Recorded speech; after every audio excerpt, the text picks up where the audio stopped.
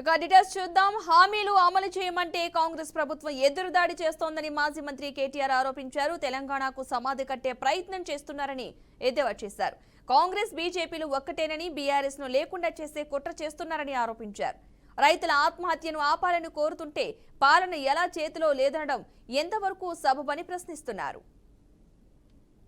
2 లక్షల రుణమాఫీ ఏమైందని రైతులు అడుగుతున్నారు అంటే అది పెద్ద సీరియస్గా తీసుకునే ముచ్చట కాదమ్మా, పెద్ద సీరియస్గా తీసుకునే ముచ్చట కాదు అంటున్నాడు. ఇలా రైతులకు నోటీసులు వస్తున్నాయి బ్యాంకుల నుంచి, కడతవా సస్తవా అని.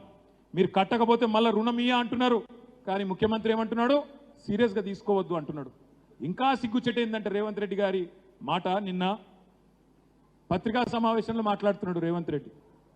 పరిపాలన నా చేతుల్లో లేదు, ఎలక్షన్ కమిషన్ చేతుల్లో ఉంది అంటుండు. ఇక మరి ముఖ్యమంత్రిగా నువ్వెందుకయ్యా నాయన? నాకు అర్థం కాదు.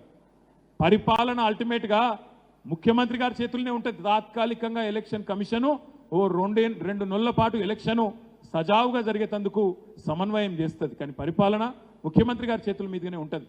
కానీ రేవంత్ రెడ్డి గారికి అది కూడా తెలియదు పాపం. ఎందుకంటే మీకు తెలుసు, ఆయనే చెప్పిండు ఎలక్షన్ ముందు, సార్ మరి నీకు పరిపాలన అనుభవం లేదు కదా, ఎట్లా నడుపుతావు అంటే ఏమన్నాడు?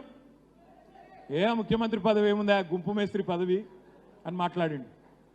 ఆయననేమో గుంపు మేస్త్రి ముఖ్యమంత్రి, ఇక ప్రధానమంత్రి ఏమో తాపీ మేస్త్రి. ఇద్దరు కలిసి తెలంగాణకు సమాధి కట్టే చక్కర్లు ఉన్నారు.